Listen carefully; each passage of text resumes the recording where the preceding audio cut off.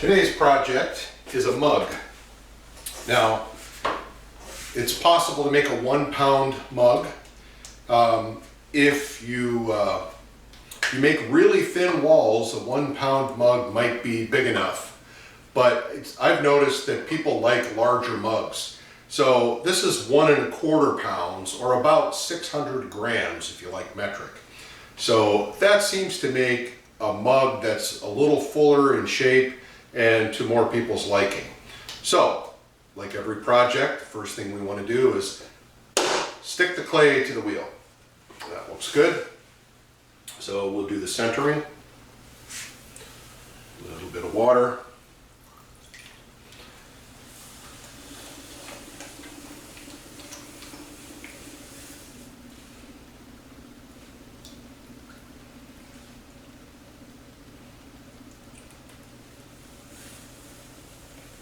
A lot of times it looks really ugly that first time you bring it up and down.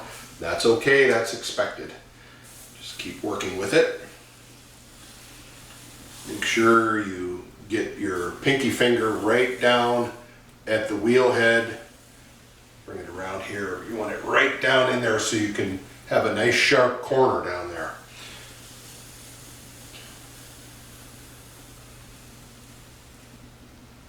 So, second time up.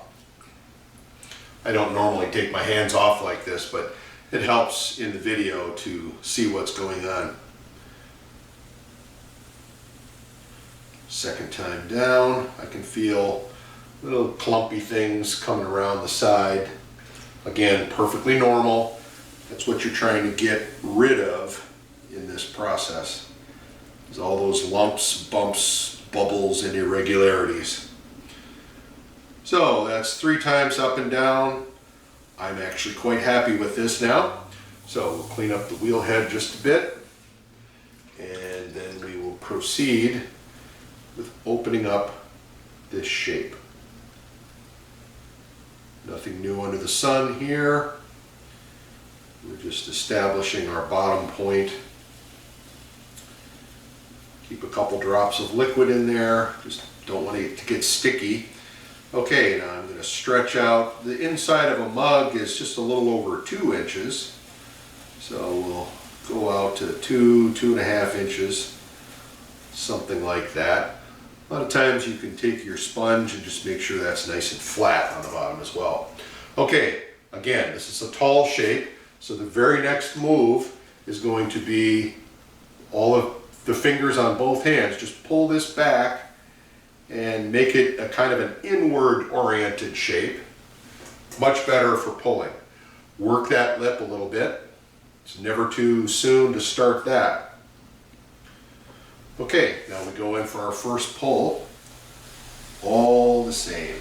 So we establish our pinch and we will bring this up. Notice that both of my hands are locked together. They're like a little machine or a tool that I'm using to do this task.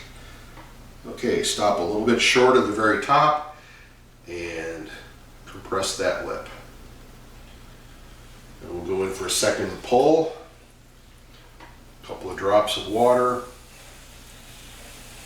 Establish that pinch and bring it up.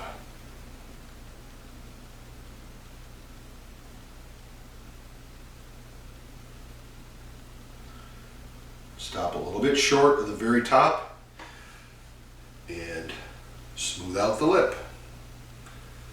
Always the same. Doing things the same every time gives you some routine and the chance to form good habits.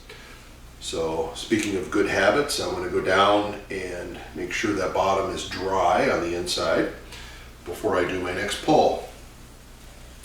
Establish that pinch. Really going to dig deep this time. Get a nice, tall, slender cylinder.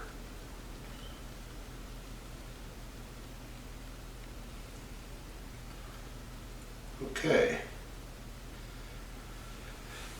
That looks good, and I think that is going to be tall enough for my mug. So the very next thing I want to do after I dry this up is I want to do my pre-trim.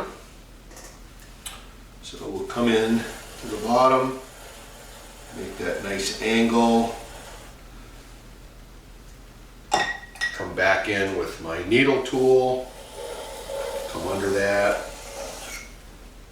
and then pull that off. Okay, now a mug could be this, but if you want a little bit more volume and a little bit more character, you can shape it. So I'm going to use my bottle tool, which is my multi-purpose rib, and I'm just going to belly this out a little bit. So kind of the same as we did with our pitcher. We're going to start a little closer to the very top and just belly that out a little bit. It's really subtle the first time. You don't want to push it too far because clay doesn't like to get pushed too far. It likes subtle moves.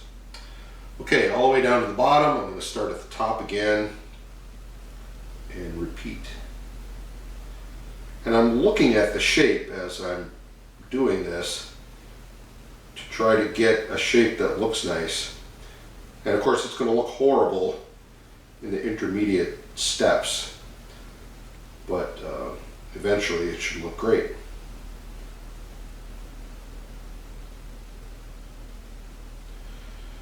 All right, now I don't think I want such a neck on it, not quite that much. So I'm going to go ahead and stretch this out a little bit higher.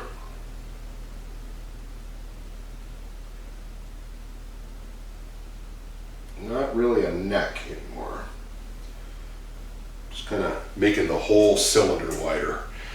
Now that's pretty good. I think I'm going to go just a little bit further. I think this shape can stand it, especially right in here. It looks a little flat, so I'll see if I can belly it out a little bit more from the very top. Notice the wheel is going quite slowly.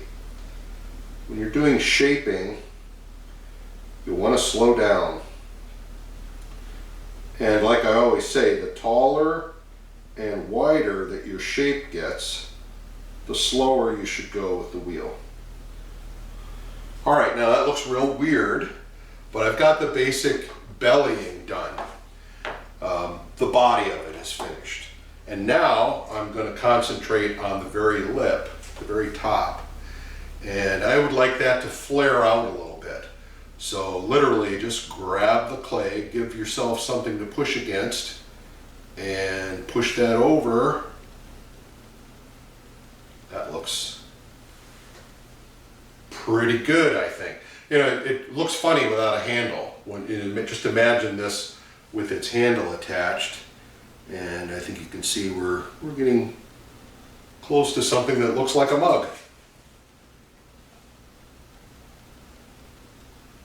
With most pottery shapes, you want to think about that lip as something that, well, in the case of a mug, it's going to be touching your lips. So you'd like that to be super smooth. I'm just looking at this, kind of tinkering with it in my head. Should I stretch it out a little bit more? I think we're going to stop, and this will be fine. So this is a mug body. I'm going to cut it off dry and not try to, no, I'm not. I'm going to cut this one off wet.